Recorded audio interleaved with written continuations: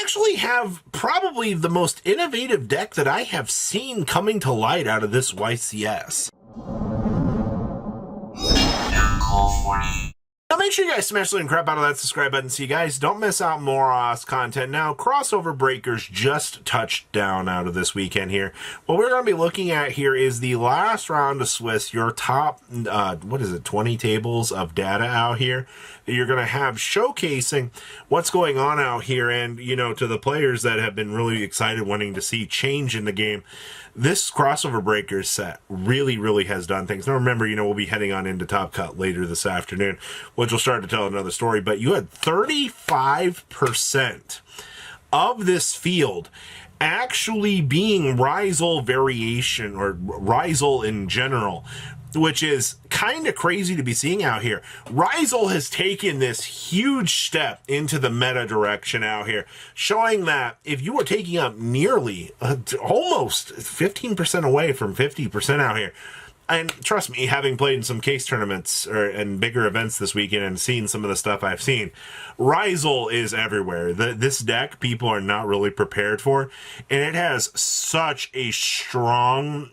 presence in the game right now. It's crazy. Now, actually following this up right now is a 17% Malice field. Now, Malice has kind of got this brand new, shiny, new card smell going about it right now, as players are kind of looking at this going, we got all these new firewall shenanigans going on.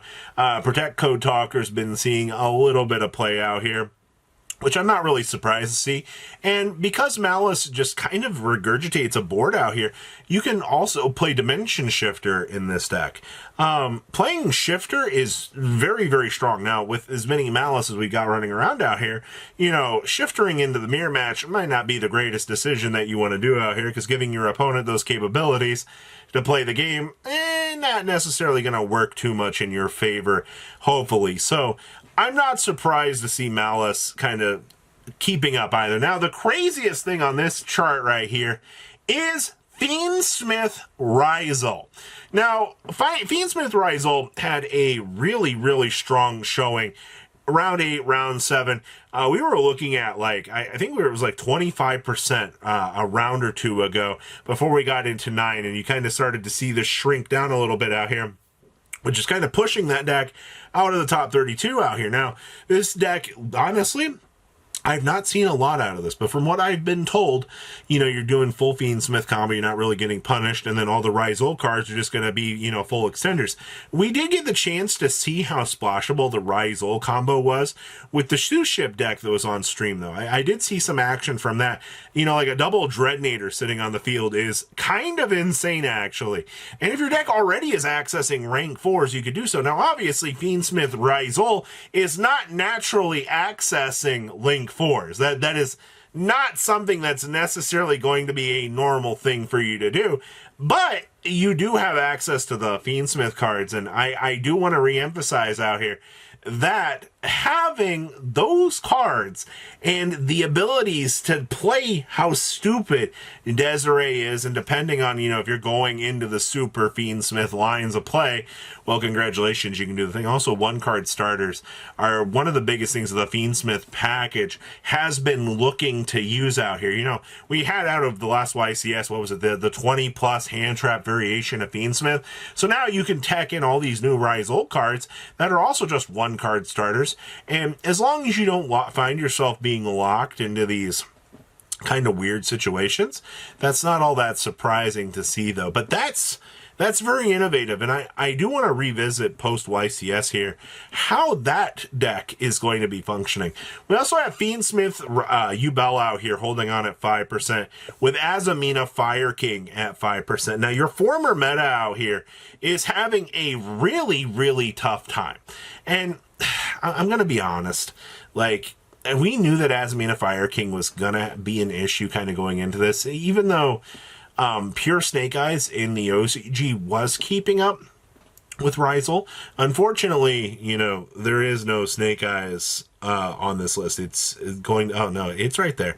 It's a 2%er. So you got a 5% to a 2% difference out here, which is not doing too good. Now, the pure Fiendsmith build that we just saw out of the previous YCS is actually still here.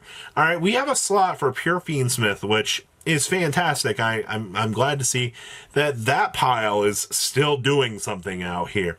Now, you're also going to notice, is that Melodious Risal on this list?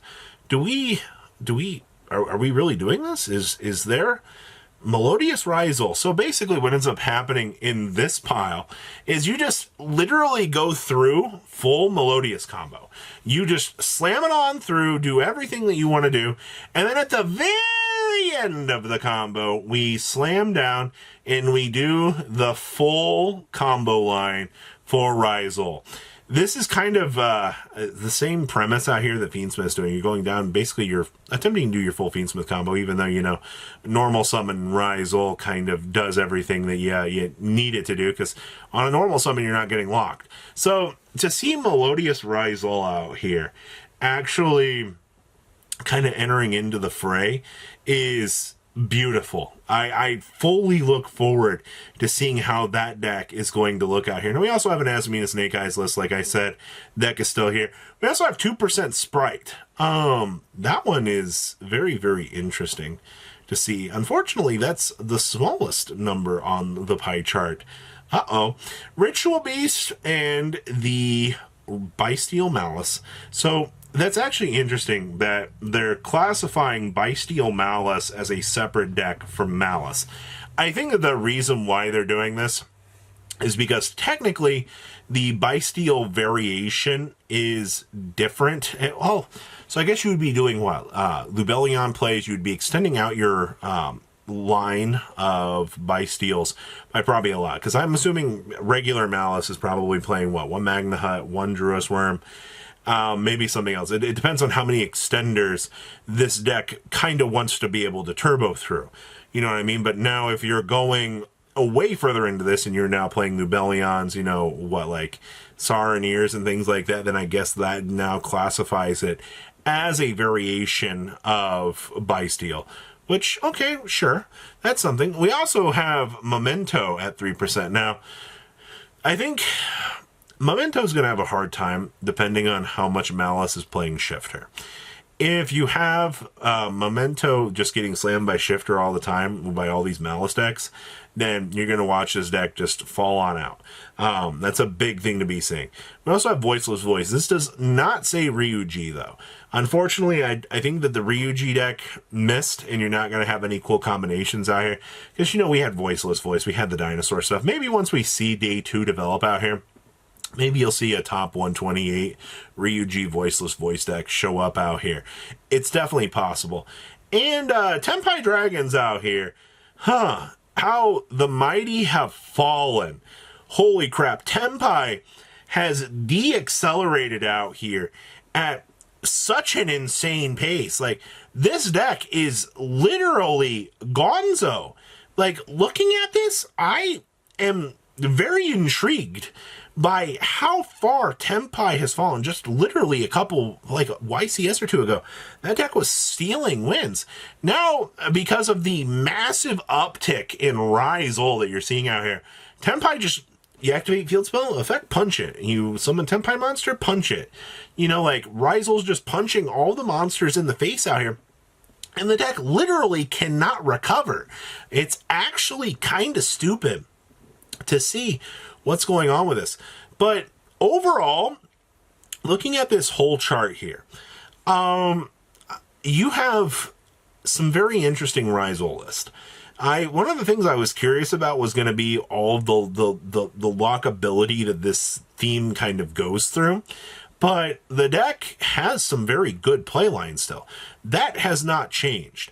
All right, Risal cards as generic centerpieces are going to continue to be exploited by the TCG. As this YCS develops, we'll see if Fiendsmith Risal and the Melodious Risal decks will rise to, you know, full heights out here, or if this is just going to be one of those situations that we're going to just kind of see it go away. But you have innovation, and that's good. You know, I'm expecting a ban list in the next week or so. We'll see how that kind of goes, but you know, this really is going to be a very interesting time. So please, leave a comment down below. Tell me what you guys think, and I will see your beautiful faces back here later in the day, guys. Patrons, thank you.